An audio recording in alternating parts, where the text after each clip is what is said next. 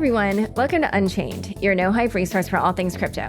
I'm your host, Laura Shin, author of The Cryptopians. I started covering crypto 7 years ago, and as a senior editor at Forbes, was the first mainstream media reporter to cover cryptocurrency full-time.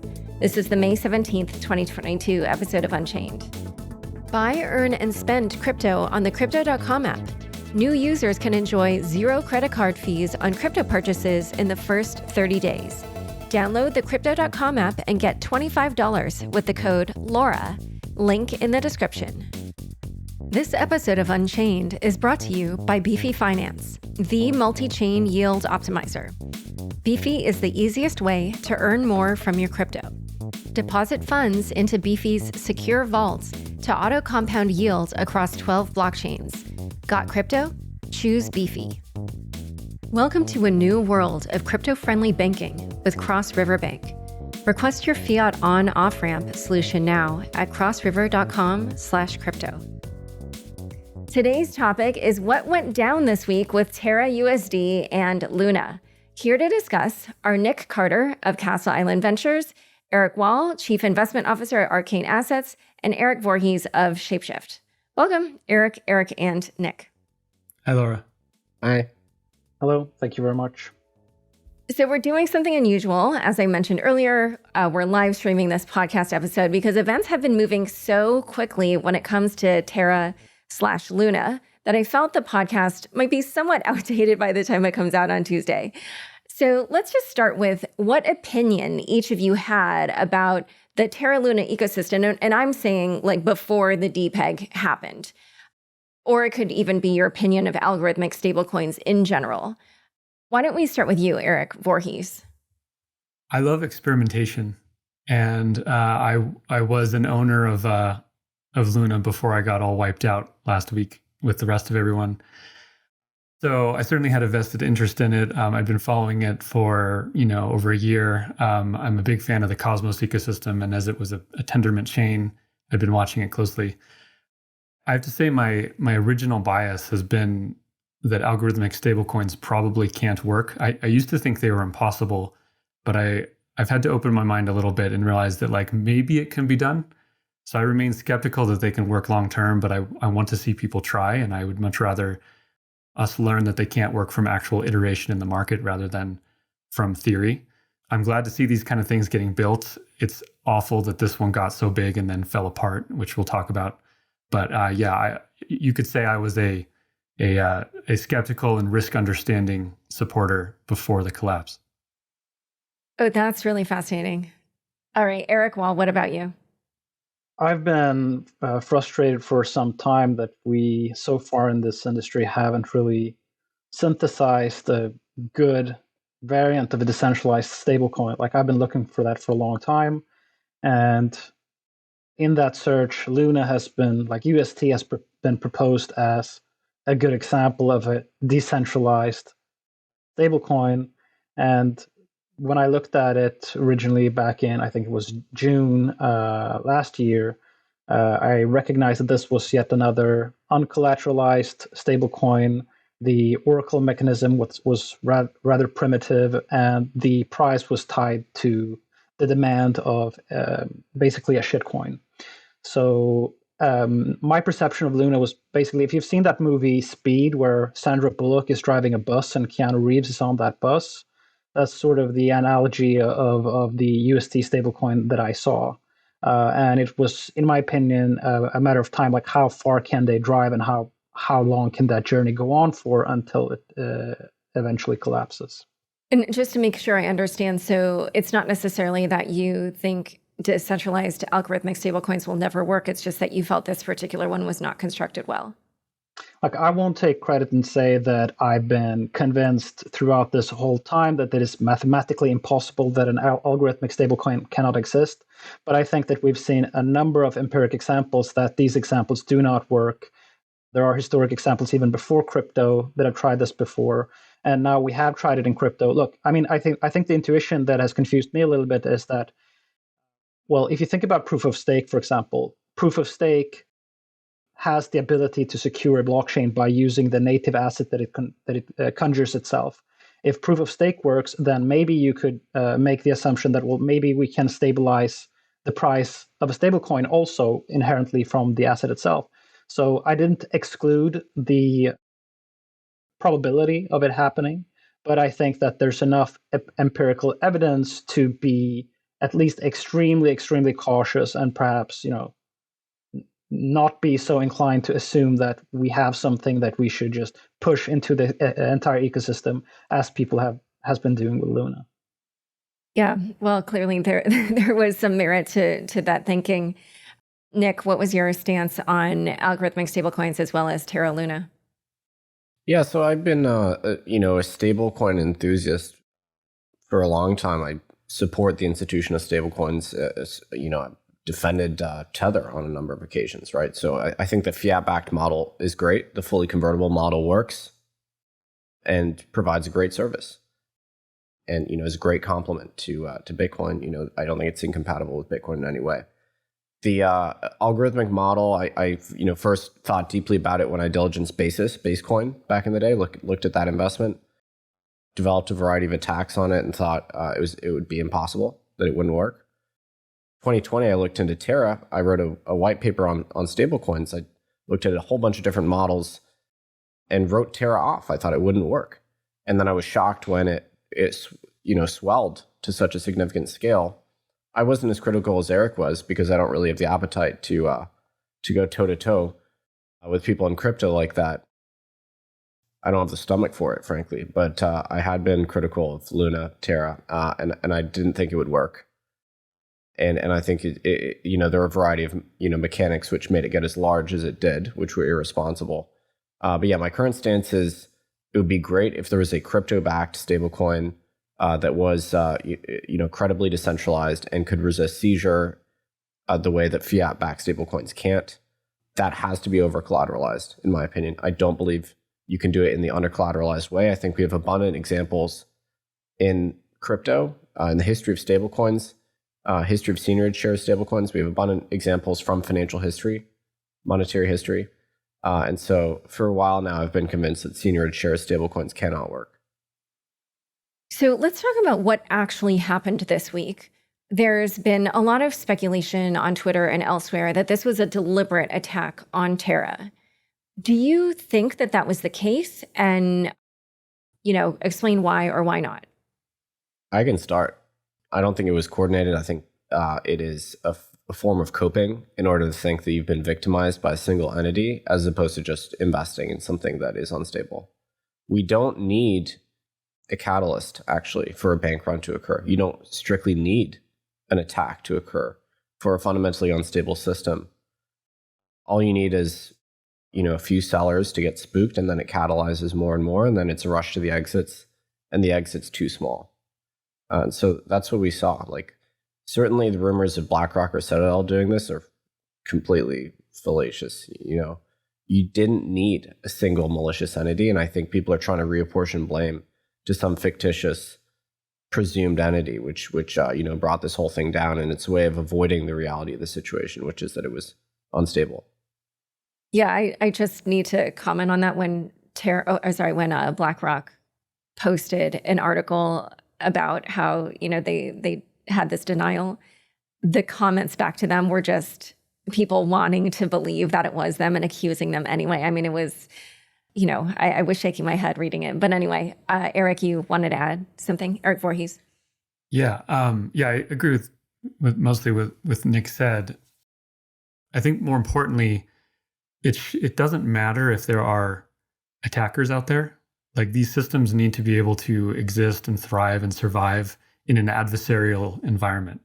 So I don't really care if one entity did a kill shot on this, or if it was, a million market participants acting in their own interests, which is, I think, what the default position should be. If it is one attacker, I think that changes the conversation and distracts from it. The mechanism needs to be able to withstand a single attacker, and if it can't, then it needs to die and go away. So, yeah, I mean, certainly it'd be very interesting and scandalous if it was, but I've seen no strong evidence to support that, and I think people should assume that this is the vagaries of how markets work. Yeah, I just got to add something to that. I don't think that it was. I think that the timing of the event was kind of suspicious in some sense. If you know about the 3 pool on Curve and the 4 pool that they were moving their liquidity to, the destabilization of the peg happened at that exact moment.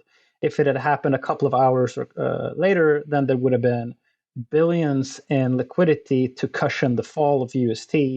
So it seems like I'm not excluding, I agree completely with what Erik Voorhees said, that it doesn't matter if it was an attack or not, because we didn't have these artificial pools of liquidity for Luna before, and it was just that we were moving liquidity from one pool to the other. These systems should be resilient to that.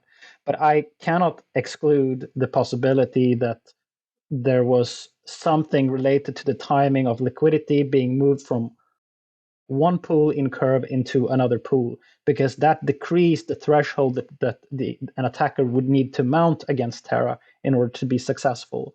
So I think that it's definitely possible. I don't have any evidence. Look, I don't have any evidence of that, but I don't think that it's at all unlikely to assume that someone saw that in this exact moment, there is less liquidity that would cushion the fall of UST. So if I attack now, I'm going to have a higher success rate. So the timing of the pegging seems to be related to the moving of liquidity on Curve, in my opinion. Yeah, I agree that the timing is suspicious. Kevin Zhou of Galois Capital, who has been sounding an alarm about what he felt was a risky structure of UST for a long time. I was DMing with him, and he said that he felt that someone could have accidentally kicked it off when they saw the liquidity was low, if they didn't know what was happening with the transfer of the liquidity from 3 pool to 4 pool and just got kind of concerned about their investment, that it could have been something like that. But, to me, I do think that the timing is suspicious. A few things I do want to clear up. I've just seen so much on Twitter and elsewhere where people are saying that this happened when someone first of all, borrowed 100,000 Bitcoin, or they started shorting Bitcoin. There's a number of these things where you would only know that if you worked at the place, where they did that trade or something, which they're not going to be publicly talking about that. So I just want to kind of separate a fact from speculation here. Clearly there was, actually, can somebody describe it? Was something on Curve that basically is what kind of kicked off the DPEG. They did a large trade on Curve. Can one of you explain what that was? Well, I can give it my best shot. So there was a migration that was supposed to happen on Curve, where there's a so-called 4 pool, where you tie the liquidity of Frax, USDC, UST, and I think USDT together.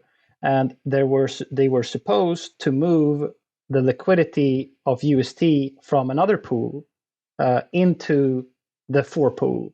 And while they were doing that migration, they'd just taken UST out, and it was we're talking about hundreds of millions of dollars that they had just taken out. Which, if the 4 pool, which was going to be it was going to be billions of dollars in that pool, if they would have attacked when the 4 pool was up and running, then there would have been billions of dollars that would have cushioned the fall in the 4 pool. But now, since they were pulling the liquidity out of the UST pool on Curve, the liquidity there was much, much lower. I think we were talking about 150 millions of dollars there instead of 3-4 billion.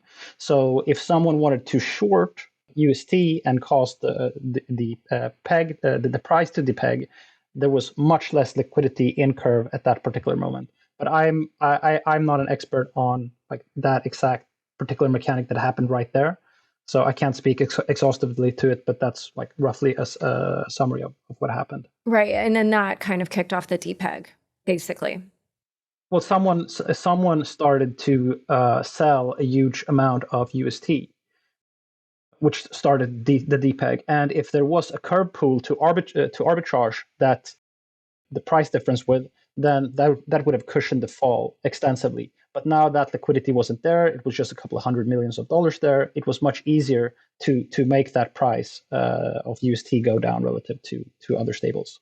Yeah, and I saw people also saying that if all of this had happened once 4 pool was up and running, then it would have been even harder So this was just like kind of a weak moment. But, we're not saying that we know anything happened deliberately because, as I mentioned, Kevin and Joe had a really plausible explanation for how it could have been accidental.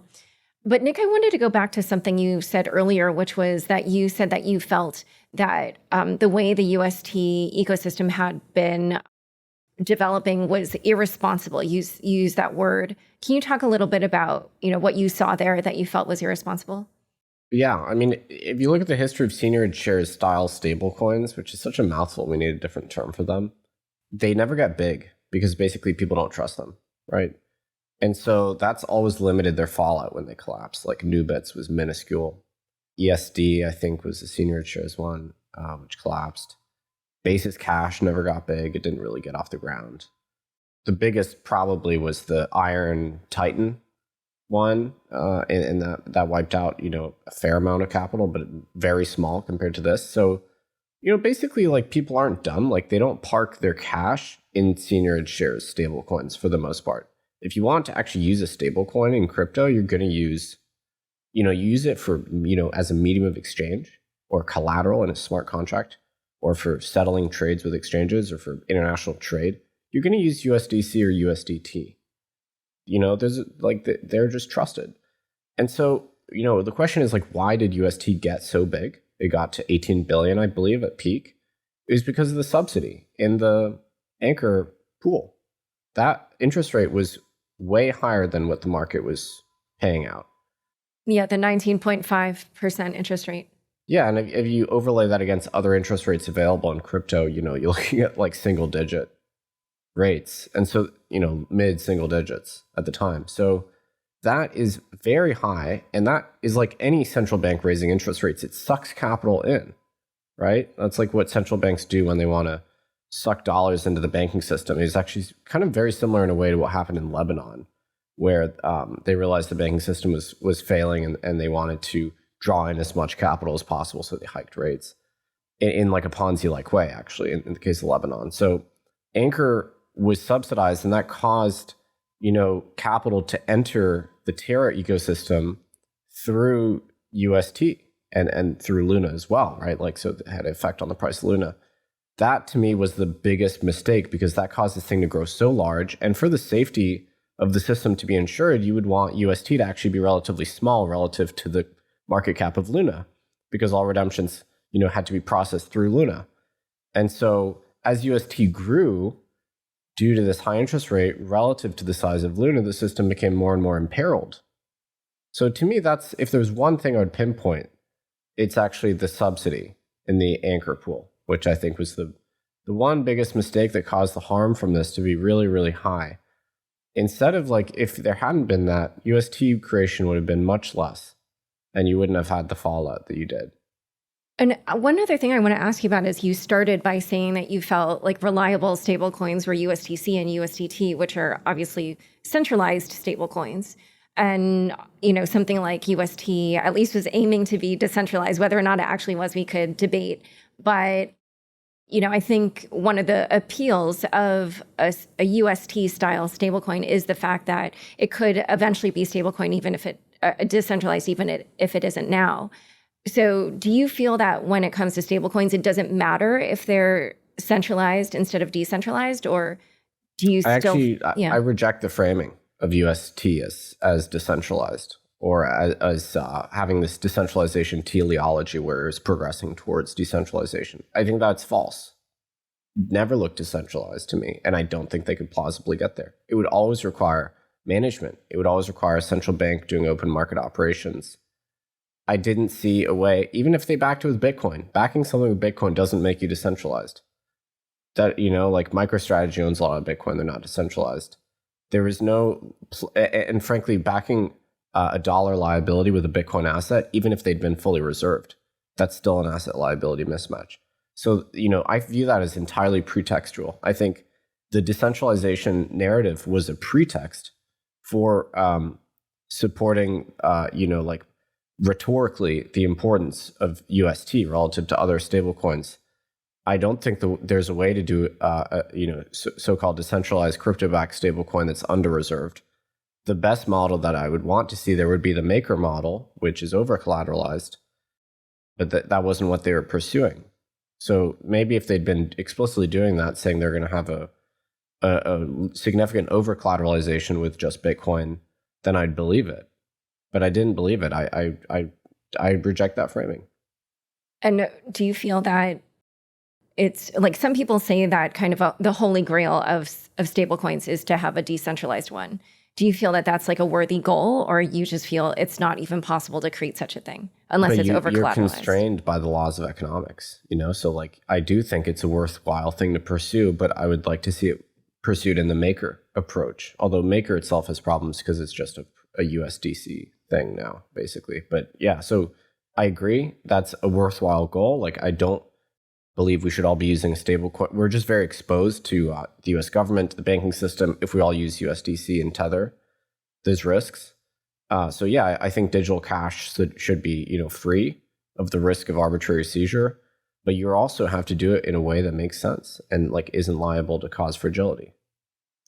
I want to comment quickly on this. So Nic is right that to call Terra and Luna decentralized in the state it was in is misguided. However, I don't think it's misguided to say it had become and was becoming more decentralized than the alternatives of USDT and USDC. There are aspects of it which were very decentralized. The chain itself, the inability to freeze or reverse funds, is nowhere in that code, whereas in USDC, Circle can actually freeze accounts, right? So there are elements of it which were becoming more decentralized than the alternatives, but it was nowhere near sufficiently decentralized for people to comfortably call it that. I think that's a fair point. It didn't need open market operations necessarily. The main mechanism that was intended to hold that peg was the smart contract itself. That didn't require any human intervention. Now, layered onto that was some human intervention, especially when they decided to start partially backing Luna with Bitcoin. That started to require some more people getting involved. But in theory and in practice, these mechanisms can be set up to be decentralized. This one failed. I would hope that it can be done better than that. Erik Walls, you have thoughts? Yeah, well, I don't think that a decentralized stablecoin is necessarily impossible. I think that probably the best example that we have currently is Rye. It's not particularly well known, but the trade-off that Rye makes compared to Dai, I mean, Dai had the problem like instead they didn't want to introduce negative interest rate in Dai to stabilize the price. They wanted the price to be exactly $1. So instead of having a negative interest rate, what they did was they opened up for other collateral types. So that's why you have USDC in Dai, which now makes Dai more centralized. But there is another way to have a looser peg, which is what Rye does. The reason that Rye isn't very successful is that they didn't start out with the price of Rye being traded around $1. Instead, they made the price of Rye trade around 3.14 basically pi, so no one understands what Rye is supposed to be. But the mechanism of Rye itself, it's an over collateralized decentralized stablecoin that actually works. The peg is not 100% pegged to an exact price, but it sort of hovers around that. That's a pretty reasonable stablecoin that we can have. That would have been way better than putting all our eggs in the basket of something like UST. And wait, and I'm sorry, it's $3.14? Yeah, they started at pi dollars. It's kind of gimmicky. Okay. So they introduced a new unit of account, which was also a mistake. Okay. But wait, I'm sorry, because I was so thrown by that, I just need to understand. So what is it about? Is it over collateralized? How does it work? It is over collateralized, but the price peg isn't like hardly super focused fixed. It's a bit looser, so it trades around 3.14. It can go up, it can go down, but throughout its history, it hasn't deviated that much. So that's an alternative to Dai. So Dai has the problem that you now have centralized stablecoins that are in the collateral mix. If you want something that is more decentralized, one example to go about that is Rye, that isn't exactly pegged to, that doesn't have a very tight peg, but has a peg that works somehow. And it's over collateralized with crypto. It's like backed by crypto, not. Yeah, this one is over collateralized by ETH. Yeah, it's all ETH. So it's like the original maker or the original DAI. Original DAI, except not tightly pegged to $1, but more loosely pegged so that they don't run into the problem where the problem with DAI was that the price of DAI started to deviate from the peg, and then they had to either introduce negative interest rates or they had to introduce collateral types like USDC to bring the price back down again. So Rye is another example to do that without. Yeah, it's kind of complex, but yeah. Yeah, I mean, just out of listening to all this, I'm a little bit like, yeah, so many of these have flaws. I end up sort of going back to feeling like the more centralized ones are the best, sort of like Nic was saying, which, is probably a very kind of anti-crypto, anti-decentralization philosophy. But I don't know, that's my takeaway. Like, what is your big takeaway when you're looking at this whole history of all of these failures and the fallout from UST? Do you feel that Señor shares stablecoins are just sort of dead in the water from now on? Because I mean, I don't know if you saw the community is saying they're going to try to revive. Do you think that's possible? Like for me personally, this failure of Luna sort of puts the nail in the coffin of something that I felt for a long time, that we should not assume that these death spiral mechanics can be avoided even with the $3 billion Bitcoin reserve. It's just not like these. The death spiral mechanic is so pernicious and is so unstable that it doesn't matter how many billions of dollars you have in a shitcoin to sort of stabilize the price, or how much Bitcoin you raise. When the death spiral kicks in, it just leads to disaster. And I don't think that it is responsible to play around with those mechanisms. And I think that we should hold the people who, the industry leaders who vouch for this, more responsible, because this was not an unknown. This was not an unknown attack vector. The people that have studied stable coins, we all knew that there was a big inherent death spiral risk there, and it was just a matter of time. Like, how long can this go on before it collapses? And I think, Nic, you gave yourself too much credit here. I think that you were the one that more confidently betted that this experiment with Luna was going to end sooner rather than later. I was willing to give it, I was willing to give it a year, why not 2 years? So I was like taken at the bed a little bit here, like that it actually happened so soon. Like I knew that it was going to happen at some point, but Nic was more like it was going to happen like soon-ish in the next couple of months or weeks.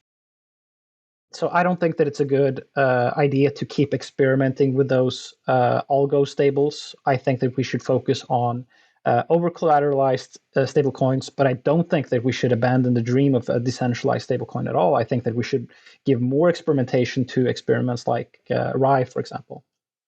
I guess I'll say that like the nature of experimentation is one in which most things fail. I have a lot of tolerance for failure. I have a lot of tolerance for experimentation. The Byzantine generals problem, for example, was unsolvable for decades, right? And had been like kind of given up on by lots of people as just like can't be solved in computer science, right? So much theory went into that. And then there was a breakthrough and it was solved and Bitcoin happened and it changed the world. And I think a spirit in which we see big failures and then give up on a line of scientific or economic pursuit, that's actually the bigger disaster. So I certainly wish that Luna had not gotten so big before it collapsed. But I think if the industry decides that this line of pursuit is unpalatable, that it cannot be pursued and it should not be tried because of the danger, that is actually a bigger problem than the losses. Yeah, I sympathize with that, but I think that the big problem here was just the cult around Do, the cult around Do Kwon and how much support he was given. And I mean, if you want to try an experiment like that, I mean, go ahead by all means. But the problem here was that he was aggressively calling everyone that tried to point out flaws retarded and useless and spreading FUD. And he had a huge community of greed-driven Luna shills that were helping him push that narrative and silence critics and harass them. And we even had huge hedge funds and institutions that were also backing all of this. And I like what you said very much, Erik, that we should not give up on experimentation. But I think that you might have erred a little bit in the case of UST in describing it as, the central, like you were kind of pushing UST a little bit as well, I think, not only as, this crazy experiment, but it's more of something that we should embrace and start to use and include in all of our products. So I think that, yeah, it's fine with experimentation, but we did not treat this as an experiment. There were so many parts of this industry that treated this as the solution to the decentralized stablecoin problem, and partly including you, Erik. I regret to say. Yeah, I mean, I've always treated it as an experiment.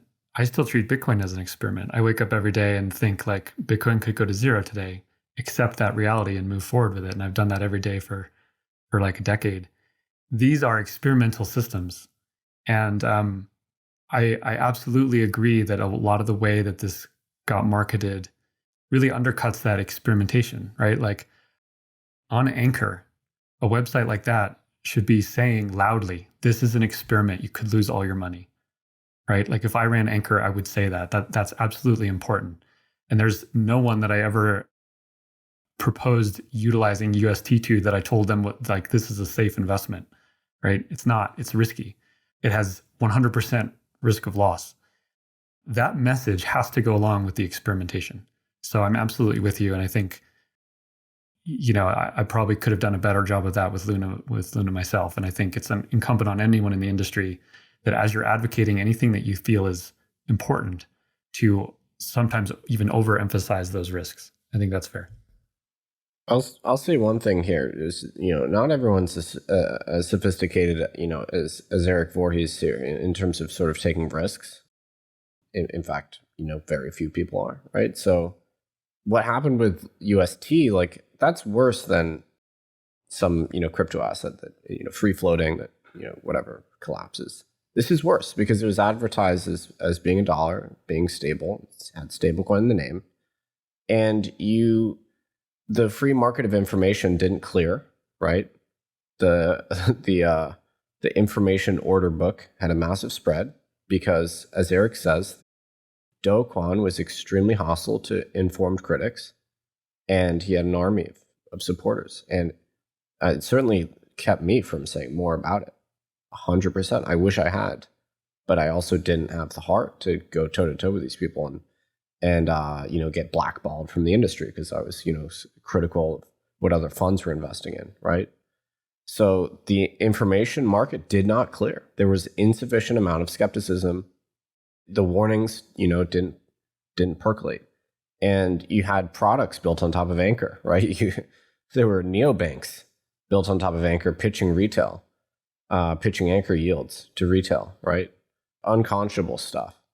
Like a subsidized yield that was denominated in unstable coin. I mean, that's dangerous. Like you big lenders like Celsius admitted they were involved in this thing. They put client funds in this stuff. So because it was advertised as a stable coin, despite having a huge amount of default risk, and because the marketplace didn't actually internalize the risks here properly, because criticism was stifled, the outcomes were bad. I just feel like we have to separate out two things with Anchor and UST, because you could have run something like Anchor on top of USDT. You could have run an application where you say you can borrow USDT here if you deposit collateral, if you over deposit like 2x the amount of collateral that you want to borrow. And then the staking returns of those assets that you deposit as collateral are going to be paid as interests into the people that lend out their UST. I mean, Anchor had real revenue streams. They had real interest streams that went to the people that borrowed out their UST. And you could have subsidized that interest that was paid out from a centralized company as a growth strategy. There are tons of businesses that subsidize the utility and the benefit of a product at a cost loss to themselves just to make their product more popular. And if their reserve, like the anchor yield reserve, which was being topped up by Luna all the time, if that ran out, if they didn't have any more money to top that up, the only thing that should have happened is that, well, the interest rates on UST should have dropped. They should have dropped from being 20% down to 4%, but it shouldn't have led to an explosion of the whole ecosystem collapsing with even the chain halting. That was another problem. That was a problem of UST itself having a death spiral mechanic built into itself that could easily depeg if something happened in the market with the value of UST. So I don't think that necessarily it's, if someone is offering you a very high interest rate on your asset as a growth strategy to make your stablecoin popular, let them do that. And if they fail, the only thing that should happen is that the interest rate should fall. You should not have a catastrophic failure. That failure comes from the reckless experimentation with Algo stables in and of itself. So I think it's important to sort of separate out those two things. I mean, the one thing that makes it sort of intertwined is that the reason that the Terra Foundation had so much capital to subsidize these yields for UST with was because the Luna ecosystem was growing, and the Luna ecosystem was growing because UST was expanding, and UST was expanding because people were depositing funds into Anchor, so they saw the market cap of UST growing, they saw the expansion of this new stablecoin growing, the value of Luna grew, and that gave the Terra Foundation enough capital to subsidize the yields with, which made this such a big vehicle that drew so many people in, and which is the reason that we have now this Lehman Brothers type failure and not just some small blip of a failure instead. But I think it's just important to separate those things out there a little bit. So are you saying that you feel that a decentralized stablecoin like UST could work if it grew more slowly and less aggressively, meaning if even like it could be tied with this kind of savings vehicle that attracts people to the stablecoin, but if it offered something less than 19.5%, obviously probably quite a bit less, do you feel that then it would work? And frankly, do you think people might try that in the future? I'm saying, like, if you take Rye, for example, let's say that Rye wanted to pay out a fixed interest rate for a while so that people start using Rye more. That's a perfectly fine growth strategy for them to use. If they run out of governance tokens to issue to subsidize those yields with, or the money that they raised in an ICO to subsidize their yields with, the only thing that would happen with Rye in that example is that they'd have to turn off the subsidized yields, and then perhaps less people would use it. But the problem with Luna is that when less people use Luna, when less people use UST, the value of Luna starts shrinking, and then the people are starting to want to get out of UST. That the peg starts falling, and then it turns into this vicious cycle where everyone wants to get out of both UST and Luna, and the whole system collapses. That wouldn't have happened in an over-collateralized system. That could only happen to an algo stable like UST. And I think that people are sort of conflating those issues with the aggressive growth strategy of Anchor with the death spiral mechanic that was built into UST. So in a moment, I want to discuss a little bit more this issue around kind of like the cult of dough. But first, a quick word from the sponsors who make this show possible. Finance is changing. Strategies are changing. Holding is changing. Beefy Finance, the multi-chain yield optimizer, allows you to maximize passive income while you sleep. Simply deposit your crypto into Beefy's secure, industry-leading auto-compounding vaults to put your funds to work. Each one of Beefy's 740 vaults automatically reinvests the interest gained on your crypto deposits, earning you more while saving you time and fees.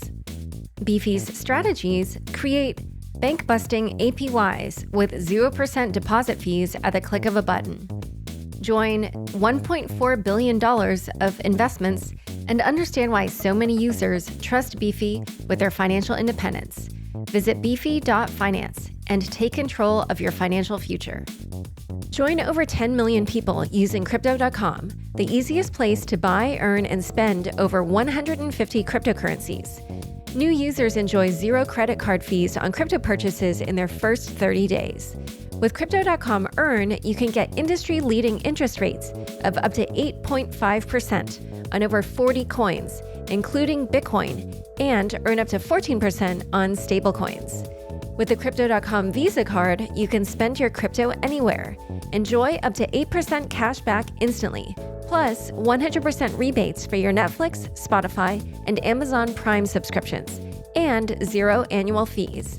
Download the Crypto.com app and get $25 with the code LAURA. Link in the description. Building the next big thing in crypto? Cross River has your back. Whether you are a crypto exchange, NFT marketplace, or wallet, Cross River's integrated API-based platform provides the payments solutions you need to grow. Cross River is powering the future of financial services. A CryptoFin Industry Award winner and an early partner for companies like Coinbase, Cross River's tech stack supports crypto partners and enables real-time money movement for consumers. Welcome to a new world of crypto-friendly banking. Request your fiat on-off-ramp solution now at crossriver.com/crypto. Back to my conversation with Erik Voorhees, Erik Wall, and Nic Carter. So earlier we were discussing how people really supported Do Kwon, and he displayed, quite a bit of arrogance. When I had him on my show, I remember it wasn't that I felt certain that UST was going to fail. It was more that I was very confused by the history of failures of Señor Share coins and his level of confidence in his system. That was such a mismatch to me, and I just frankly didn't understand that. But, there were a lot of very reputable venture capital firms behind the Terra ecosystem, this is why, people have been saying this is similar to Mt. Gox or the DAO. And the way I think it's differentiated is that, Mt. Gox was being run by somebody who never should have been an entrepreneur. The DAO was these coders created this thing, and, but you had reputable companies like, Coinbase Ventures, Pantera, Verify Capital, Polychain. There were so many, obviously Mike Novogratz, Galaxy. These are these places have, to my mind, lend credibility. And I was just curious why you thought maybe none of them reined Do in. Because I also felt when I interviewed him, he's a young guy. Maybe he just hasn't learned that humility goes a long way in leadership, which frankly, after working on my book, I actually feel that is one of Vitalik's strengths as a leader, that he is humble. So I don't know if you feel that the VCs either share in any of the blame, or if you want to express anything about why it is that they didn't say hey, there's what you're doing is risky. Maybe you don't want to be walking around so confident. The few long-form discussions I heard with institutional investors in Terra, they did acknowledge the risk even of the death spiral concept. But that generally only comes out in a long-form discussion, on a podcast, right? These firms are not going around advertising that there are risks of this portfolio company. That would be a little strange. And certainly the arrogance looks so bad, right? Regardless of whether Luna worked or didn't, the arrogance is inexcusable, and that's the kind of behavior that we should eschew out of the community wherever we see it. So yeah, but ultimately the real problem here is that the mechanism broke, and the focus of this long-term should be what that mechanism was, why it broke, and can it be changed into something that plausibly works better. Everything else is an interesting detail. Laura, I have a lot of sympathy for your view here. I think the information gathering mechanisms and curation failed in this case. Certainly the firms that were supportive of Do Kwon and the Terra ecosystem, frankly, it was a good bet for a long time. It was the most popular trade of 2021. It was the consensus trade. So basically everyone in the industry was exposed to this in some way or another. Everyone in the formal investment management side of the industry. And there was an insufficient amount of skepticism, and certainly this was, I think, the way in which this was worse than other Ponzi-like schemes that failed was because of the credibility of the firms that were involved. And people outsourced their diligence to them. They said, well, look, X and Y firms, they can't possibly be getting this wrong. So of course it's safe, right? Like, you assume that these firms do their diligence properly.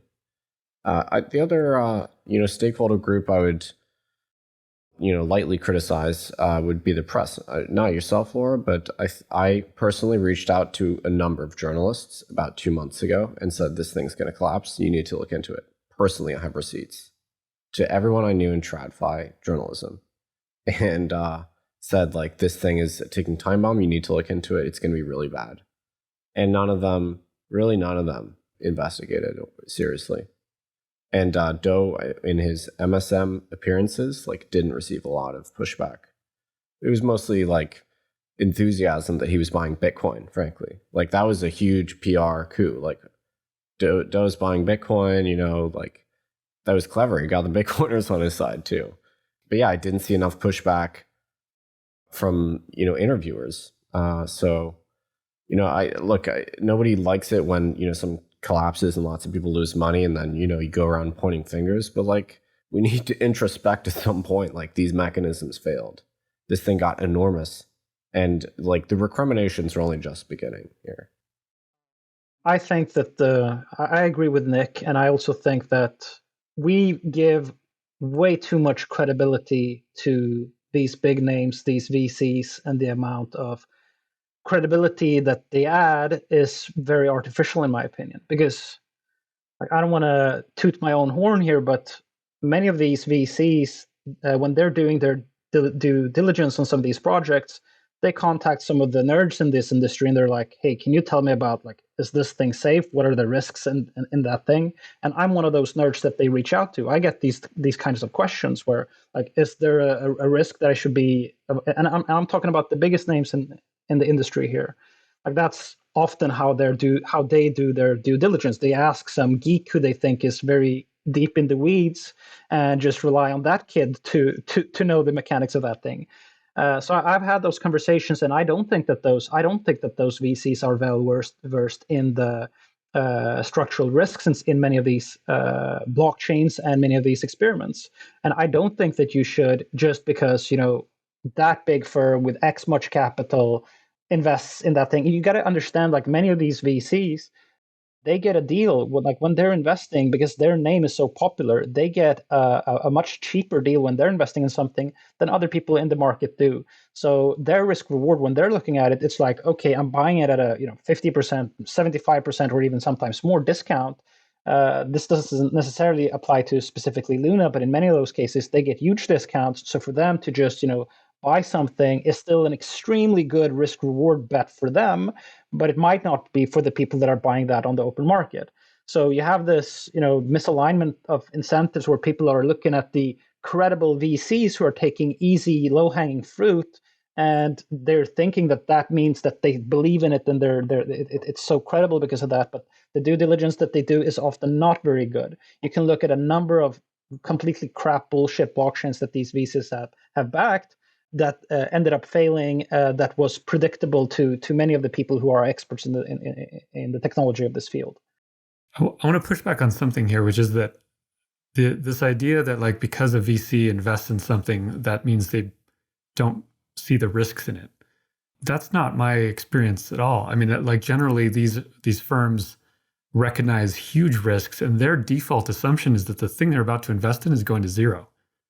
Most of the things they invest in do go to zero. That's where they stand. So when you see a firm investing in something, that firm's default position is that thing's going to zero.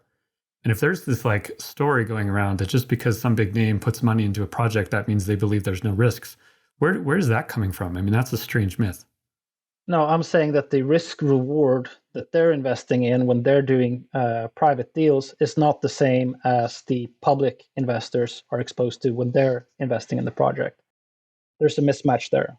True, although generally the public investors are buying it when the project is far well established. So the risk reward is absolutely different because they're buying something that has already gotten built and has gotten traction in the marketplace. I mean, this is certainly a separate debate here, but I see what you're saying. There's one other thing worth mentioning is that like a lot of people's perception of Terra, UST was that it was, sort of indirectly also backed by the whole Terra ecosystem, like that there is like this, association between like the usage of Terra and like the backing of the peg, and that this thing could have a soft landing if the anchor yields evaporated. Like everybody knew that anchor was subsidized, like that wasn't like a secret. But the view was like there could be a soft landing. And I think that like really misled people because they have these like folk theories of like tokenomics, where they think, oh, like it's a vibrant blockchain, like it'll, they'll figure it out. They'll have like the tools and the firepower to figure it out. As long as this thing is big enough, there's enough apps, there's enough utility, enough usage. And like that was also a prevailing myth that I saw. It's like, okay, look, UST will survive because they've got all this like stuff going on in the Terra ecosystem. But the theory like was just unsound. Let's shift a little bit. I was going to ask a few more questions about Doe, but I don't necessarily like want to pile on at this moment in time. But I do, I do think there's like a lot of questions kind of about his behavior that could be raised. Actually, well, before we move on, I am curious, do people feel like someone like Doe or like people involved with Terraform just wouldn't have any future in this industry? There were, I saw that the community is saying that they want to revive the ecosystem without Terraform Labs. And I was kind of curious what your thoughts were on whether that was possible or a good idea. Possible, yeah. I mean, that's part of what makes Luna somewhat decentralized, is that like it can actually get pulled away by other people in the community and rebuilt in some other way. That can never happen with USDC, for example. So I have no idea if it has any future at all. Probably not, but it's possible. I mean, I think the credibility has been lost, and I think we need a lot of answers before we actually get to the final sort of like diagnosis here, which is like, for instance, what happened to the Bitcoin? Where's the Bitcoin? Like, what did they do with it, right? Like, the Bitcoin was claimed to be used in support of the peg.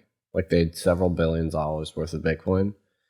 They're not transparent about that. Like, that is something that we deserve answers for before we can move on. Like, we're still in a state of uncertainty regarding that. And I think if they sacrificed the peg and let the system collapse and just hung on to the Bitcoin and kept it in their reserve, like, then that becomes like it's already a serious matter, but that enhances the severity.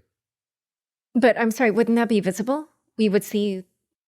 We know that the coins are somewhere on chain. They moved from the reserve wallet. We don't know what happened to them. And they haven't said anything about it. Whether they were deployed in the market, whether they borrowed against them, we just don't know. Oh, and did they make any announcements saying that they were, I feel like I saw some announcements saying that they were going to be working with market makers to try to. It's not clear. Yeah, it's not clear. Yeah, so like the level of transparency has been very poor. But yeah, they did say something when it was sort of starting to suffer a little bit, but nothing since then. I think probably the important thing here is to look at the assets that were bridged into the Terra ecosystem. They need to be safely bridged out from there. And there are other issues like, for example, Chainlink oracles that are reporting on the Luna USD price because the spec of Chainlink didn't expect the price of Luna to go down so way down into the 0 digits that there's now a mismatch. Like, there's trillions and trillions of Luna out there that the Chainlink protocol, for example, can interpret as being worth more because they don't have like the granularity of digits to describe what it's actually worth. And there's already been attacks because of that, where people deposit trillions of Luna into a protocol and they get to withdraw some other asset because these protocols aren't pricing Luna correctly anymore. So that's one thing that needs to be resolved. Getting those assets out of Luna is also something that needs to be resolved. And then there's also, like, it's so cheap to attack the Luna ecosystem right now because it's a proof of stake run chain. I think that's why the halted the thing. So just getting the thing up and running and not having it be like easily attacked and reversible is another thing that needs to be addressed, so that like the connections with the Terra blockchain using the IBC protocol in the Cosmos ecosystem, that's also something that needs to be carefully handled. So I think that we are not in a moment where we should be thinking about how do we relaunch this thing and make this into success. This is all about just putting out the fires that these irresponsible people have started. And once we've done that, like maybe you can relaunch Terra, maybe you can airdrop a token to the people that held Terra and Luna before the crash. But I mean, who cares? Like, what's the credit?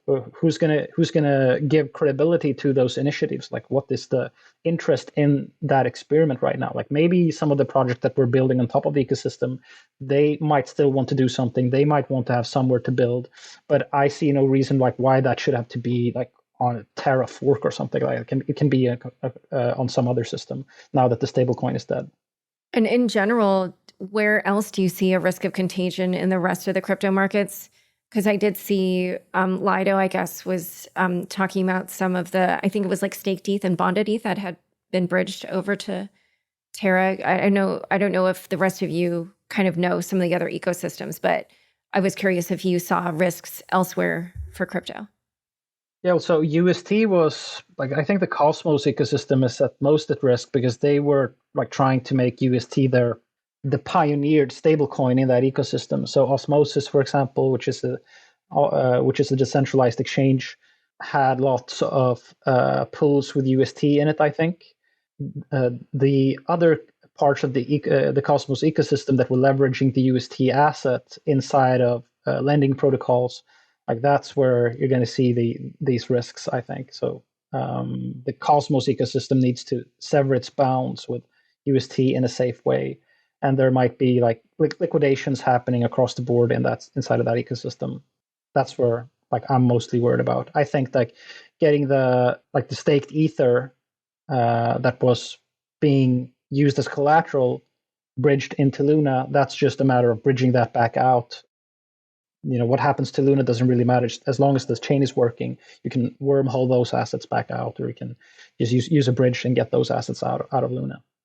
And I mean, the staked ether is just an IOU for post merge ether. So like there is sort of like an asset underneath that. It's just that it's sort of indeterminate when it'll be extractable. The one risk I see is certain firms like Celsius admitted they had exposure to UST, and it seems like they were nimble enough to get out in time, but we'll probably hear a little bit more in the next few days about lenders whose yields were derived from Anchor, which is just tremendously irresponsible, especially if you're passing through these yields to retail investors. So my guess is yields come down, just generally speaking, in the stablecoin space for a lot of these CeFi lenders. And, that's because some of them had it in Anchor, right? So that'll sort of be evidence that the yields come down. It's like, oh, that's because you had it in Anchor, the highest yielding, most liquid pool. I think if any of these things were really going to blow up, we would have probably seen signs of that by now. So maybe, most of these firms are nimble enough to get out. But I think that's one, not necessarily catastrophic thing that we'll see, but like one outcome here is that stablecoin yields go down. And Erik Voorhees, have you followed any fallout with Thorchain? I know you're kind of a promoter of that and Cosmos, so I don't know if you've heard of anything and if you have a sense of what might happen. No, the biggest issue with Thorchain was just that during the collapse, which has been ongoing, the Terra chain has been so clogged that the Thorchain Terra nodes were not able to keep up with the blockchain, and so the Thorchain validators just turned off that chain in Thorchain for the time being. But that's a good way of handling that risk. Yeah, I think the damage here is largely by the people that held Luna and UST. Tragically, it's also going to be held by people that didn't realize they were holding UST, right? So to Erik and Nic's points, if other companies were utilizing the system behind the scenes and not telling their users about it, that's a big deal, and that's a big problem. I wouldn't assume that we know all those stories yet. There could be some very uncomfortable board meetings happening right now in which they're discussing these very things and how to communicate it out to the public. So, yeah, that's really bad. We'll see what goes on there. Yeah, that's about all I know at this point. One other thing I was wondering about was whether there are any projects that had their treasuries in Anchor. Have you guys heard anything about that? Yeah, I've heard of a couple. I don't want to name them on this show, but they had some. It wasn't catastrophic, but minimal losses from some portions of their treasury. And I think any firm that's doing that with their own money, that's fine. That's their risk, and hopefully they were doing that eyes wide open. The real moral problem, the ethical problem, is if anyone was doing it with customer money and not telling those customers. Well, I mean, in my view, corporate treasuries don't belong to the executives; they belong to the shareholders. So, I think it would have been tremendously irresponsible for a firm to put their balance sheet in this thing. Yeah. One thing I just wanted to circle back to a little bit was, Nic, earlier when you were talking about how when Terra announced that they were going to use Bitcoin as a backstop in their reserves, what do you think that this whole story says about Bitcoin's use case as collateral? I was sort of initially intrigued by it, and then I realized that this was going to be net bad for Bitcoin because it was going to be sucking up a fair amount of Bitcoin. We thought up to $10 billion and then disgorging it when the system failed, thus merely intensifying the cyclicality of Bitcoin, causing more reflexivity. This is what happened with Plus Token, if you recall. Plus Token scooped up something like 200,000 Bitcoins. It was much, much larger. And then it spat them back out when it failed.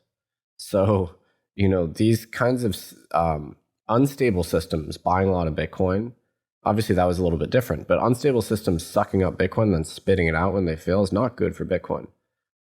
Obviously anybody can buy Bitcoin. I can't stop them doing that. So whatever, it's just, I did point this out at the times, like, look, Bitcoiners probably shouldn't be celebrating this. All of that said, like, Bitcoin does have a great story as a kind of pristine collateral, so to speak. I would hope to see it backing a stablecoin in the RAI model. I think the Reflexer Labs people are thinking about creating something called BUY, which would be Bitcoin-backed RAI. And that would be over-collateralized in theory. So that I like. I think that'd be great. That would have to be over-collateralized. But yeah, I think there's a lot more to be said about Bitcoin acting as kind of a species in a free banking model. I've long been optimistic about that. I'd love to see more models like this developed where you have interesting Chaumian banks built on a Bitcoin reserve, things like that.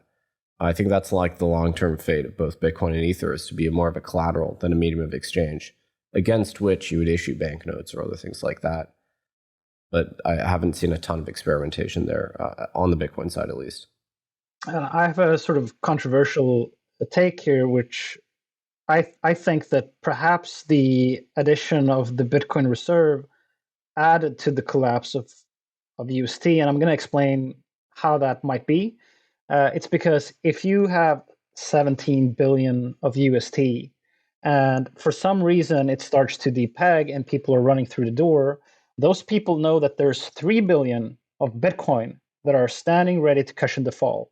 You don't want to be trying to exit the system after all those 3 billion has been used up. You want to be getting out of the door while that big Bitcoin cushion is standing to cover for you. So it creates an incentive to even be quicker out of the door, because there's a small door there that can cushion the fall very much in a much better way than Luna can. It doesn't have this death spiral mechanic to it.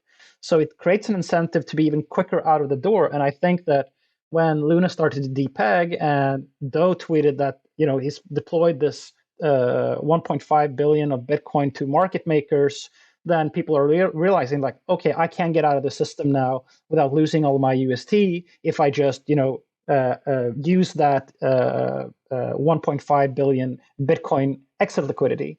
But if I'm too late, if I'm trying to exit after the Bitcoin has already been gobbled up, then I'm going to have to try to exit into Luna. And then I'm going to be a second-grade citizen trying to exit the system. I'm probably going to get a worse price. So by tiering up, if you create like a tier of exit mechanics where one is sort of premium, then you increase the incentive to exit the system quickly. So I think that might have, if we're talking about timing, we're talking about the for pool in Curve. But I mean, this 3 billion Bitcoin reserve also was just established moments before it all collapsed. So the establishment of the Bitcoin reserve in and of itself might have been additive to the collapse of Luna. So I don't think that you should use Bitcoin in these under collateralized pegging systems. If you're going to do it, it should be an over collateralized peg, I think. That's a really interesting point.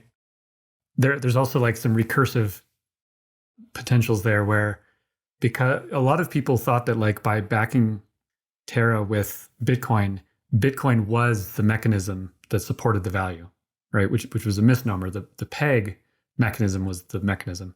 Bitcoin was meant to be sort of a bonus, but everyone started focusing on like, oh, it's Bitcoin that backs it. It's Bitcoin that backs it. So when the first problems start showing up, people start imagining that all sorts of Bitcoin is about to get sold. And humans are bad at scale. Like a lot of people felt like Do Kwon owns so much Bitcoin that when he tries to defend this peg, it's going to destroy Bitcoin. They have no sense of scale of like $3 billion of Bitcoin is actually a pretty tiny part of the market cap. So there's this outsized influence of what people believe will happen with Bitcoin. So if they're speculating and trading, they're going to be selling Bitcoin just in anticipation that others will be selling it. And if the Bitcoin market is falling drastically, that's generally going to pull down the entire crypto market, which is going to pull Luna itself down further. And so these things can exacerbate themselves. I think it's totally plausible that the Bitcoin backing, the partial backing, made this worse. It's possible that if they had far more Bitcoin, it would have made it better. So this isn't really like a simple question here, but it's an interesting one and probably one that people are going to be analyzing for a while. And it's really the same thing when the Russian central bank was thinking about adding the convertibility of ruble into gold. If you take just a small part, like if you have way more ruble than you have gold, and now you add a conversion mechanism for ruble into gold, now the people who want to get out of ruble, they're going to rush to convert now they have like this buy wall with gold that they can just sell their ruble into. And that may lead them to now try to dump the ruble more versus the case where there wasn't an exit mechanism like that at all. So it's the same type of mechanic there. So I was also sort of anxious when people were proposing that they would sort of partially back the ruble with gold as well. One thing that I couldn't help but notice was, so I'm not going to lie, like, after all this happened, I just thought algorithmic stablecoins are dead. And so yesterday I recorded an episode where at the end when the guest said that he felt people would try them again, I was laughing, but actually overnight now I've changed my mind and I do think people will try them again. But I did see people saying things like, well, the US dollar itself is an algorithmic stablecoin. And I think what they're saying is both of these things, the US dollar and these algorithmic stablecoins, require faith in them for them to succeed. And I was curious what your take is on that. They require guns. I mean, like, I think that's vacuous, frankly. Crypto people love to, try and puff their chests out a little bit by insisting that the dollar is also a Ponzi or whatever. But I mean, like, there's like genuine, structural dynamics which back the dollar. Like most debt globally is denominated in it. So you need to acquire dollars to extinguish the debt. That's the main thing. We cooked up this inventive petrodollar scheme in the 70s where, we price oil and commodities in dollars and we give all these nations guns, as Erik says. Like we have the Bretton Woods system. We have these gigantic, international financial institutions which, promulgate the dollar, give loans in dollars, insist on managing, the economies of all these states globally. I mean, tax liabilities can only be extinguished in dollars. U.S. securities markets are denominated in dollars. You need dollars to buy treasuries, vice versa. Treasuries pay out in dollars. Like I could go on, and it's just like a world of difference. And like ultimately nation states have the firepower. Well, certainly the U.S. does. But there have been nation states that have tried to fix these pegs and basically say, like, I'm declaring what the market is. I'm going to try and fight the market. And so, like, there have been these analogies to algorithmic under-reserved stablecoins at the nation-state level. And they've, nation states have lost in those cases, right? So, like the U.S. is not pegging the dollar, and even when we did peg the dollar to gold, we had a trade deficit or current account deficit, I think, in the 70s, and like that peg came under pressure. So like, if you're pegging it, that's different from having a free floating currency. But yeah, like the value of the dollar is multifaceted, and I can't stand it when crypto people just say it's like a collective delusion or whatever. There's like real mechanical things that support its price. Yeah, those are not exclusive. I mean, the dollar is a collective delusion, and there are mechanical things that support its price. The main differences between something like UST and the dollar is that there's no algorithm at all. It's up to just the whims of a cadre of men that sit around and like decide things and then announce it to the market, and a question of scale. I think anyone that like casts shade on something like UST but then embraces fiat currency generally should do some deep soul searching. I think when and as fiat currencies themselves collapse, this kind of microcosm of the danger and destruction of this failed mechanism is going to be writ large across the entire world. And we're not going to be talking about a $20 billion experiment that fell apart, but the entire global financial system. I mean, this is the point of building something like Bitcoin as an alternative, because dollars are themselves the biggest scam and the biggest liability in the entire world right now.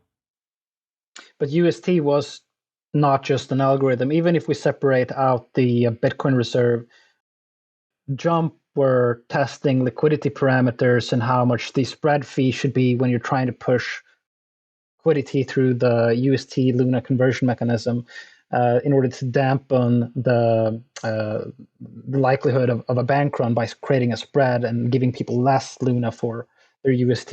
And they were tweaking those parameters. So you basically had like Jump coming in and say, we've done some simulations. Can you adjust these parameters so that the spread fee will adjust differently? They were also tweaking and adjusting the system all the time, much in a similar way as the Federal Reserve does when they're thinking about stabilizing their system as well. So it's not like, I'm not saying they're the same, but there are also similarities there.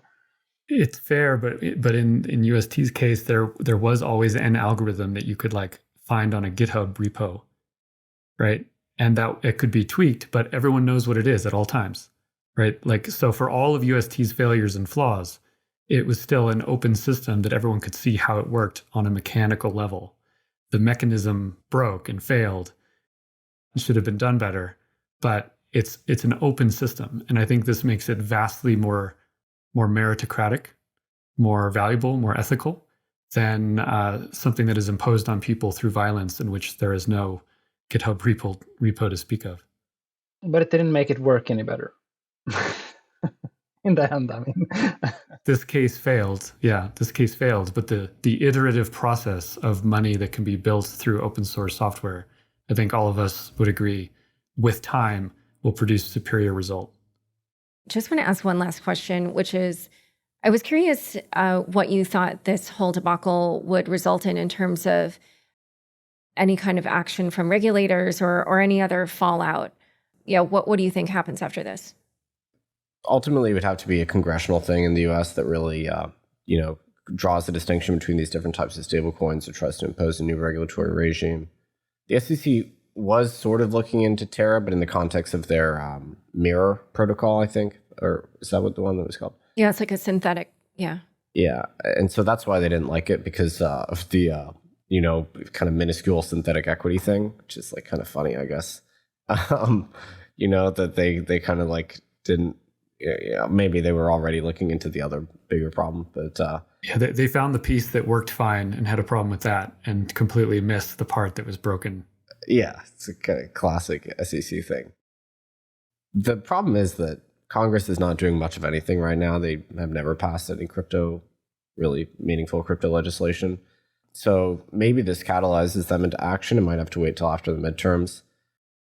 I think like long term, what's very possible here is that we get something like the Stable Act does go through, and your dominant major fiat-backed stablecoins become regulated as banks, so they're forced to get bank charters, and so they move away from the state-by-state models like the trust charter. You got the New York Trust Charter, Nevada Trust model, or you have the state-by-state money transmitter like USDC. the federal government reasserts itself and says, okay, you can't do this federal thing, federated thing at the state level. You have to get a bank charter. You have to be FDIC regulated. The OCC has to regulate you, and that dramatically reduces the vibrancy of the stablecoin system. It reduces competitiveness. It probably increases scrutiny. Maybe it means that stablecoins are less private. Maybe the model where the issuer doesn't track the internals of the network, they don't track the peer-to-peer transactions, maybe that goes away. So yeah, I think it's a shame because stablecoins generally are great. I want it to be competitive. I want there to be many issuers, responsible at least. Yeah, I think like they'll take a much harsher view of any algorithmic stablecoins, but also just stablecoins generally. I think it's if we're lucky, they're going to look at this as just another BitConnect failure. If we're lucky. Yeah, if we're lucky, they're just going to say, oh, well, another BitConnect failure. But if you look at the sheer magnitude and size of the value evaporation because of the Luna death spiral, we're talking about like almost like an order of magnitude. I think it might be order of magnitude's difference here. Like we're talking about, how much was it? Like, was it $40 billion or even more? I mean, if you count UST, it was almost 60 billion. Isn't that like Lehman Brothers scale failure that we just synthesized here overnight in crypto? I mean, that collapse, if we're unlucky and they don't just look at this as a BitConnect failure, they might look at this as like something that really needs to be clamped down on, and it's going to damage parts that weren't even, it's going to touch all stable coins. It's going to touch all of crypto, because we heard Janet Yellen commenting on this almost immediately as it happened. I'm just very, very worried that this is going to cause an immense flashback to the entire cryptocurrency industry. And if we're lucky, it'll just be, another BitConnect failure that will eventually be swept under the rug with other catastrophic failures in crypto. I'd say it's worth pointing out that of all the devastating losses from this, much of the wealth that was lost was first created by Luna, right? So this is a little different than like a traditional financial institution that blows up and $50 billion is gone, and that was like people's money that came from somewhere else. The majority of the market cap of this whole system was created by Luna, right? And that's lost now and is going to be very consequential to people, but that's important to keep in mind. Yeah, except for the people that put in their life savings and stuff, which I have seen social media posts about that. But yeah, I'm not saying that this isn't devastating for lots of people. It absolutely is. But not every dollar that was lost was some exogenous thing that just disappeared. In terms of the regulators, like their agenda is pretty clear that they want to move the world toward a CBDC slowly or quickly. And anyone that pays attention to this stuff realizes how Orwellian and horrible that future would be. So they will absolutely use this as an example of why it's so important that we flee to the safety of the heavily regulated CBDC, ordained by the governments. They will use this as an example of that, and they will probably use this to bolster further regulation against the industry. I think that's all inevitable anyway. This is just like something that they will use to assist in that process. Really, what matters here is the decentralized technologies.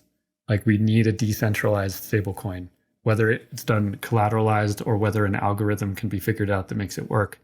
A decentralized stablecoin is absolutely important, and anyone who's working on that right now, I want to, just give a lot of respect to, because it's an extremely important part of what this whole industry is providing.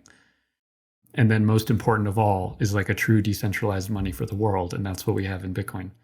So this is a big event. I don't want to make light of it. I don't want to like sugarcoat it. Lots of mistakes were made, and the whole thing fell apart, and tons of people are suffering, and that's where we stand. But the industry will move on from this, and hopefully a lot of lessons can be learned both on the economic level and on the social and game theory levels. all right, this has been such a great discussion. Why don't each of you just quickly throw out your Twitter handles so people know where to find you? I'm at Erik Voorhees, same spelling as in the profile here. I'm ERCWL, and by the way, Laura, you introduced me as this Chief Investment Officer of Arcane Assets. I've resigned from Arcane Assets and will be moving on from that shortly. So Just a small edit there. Thanks for correcting. Nic __Carter, that's 2 underscores. Other one was taken. Great. Well, it's been so great discussing all this with you. Thank you all so much for coming on Unchained. Thank you so much for having us. Thanks so much for joining us today. To learn more about Erik, and Nic, and the whole Terra fiasco, check out the show notes for this episode. Unchained is produced by me, Laura Shin, with help from Anthony Yoon, Daniel Nuss, Mark Murdoch, Shashank, and CLK Transcription. Thanks for listening.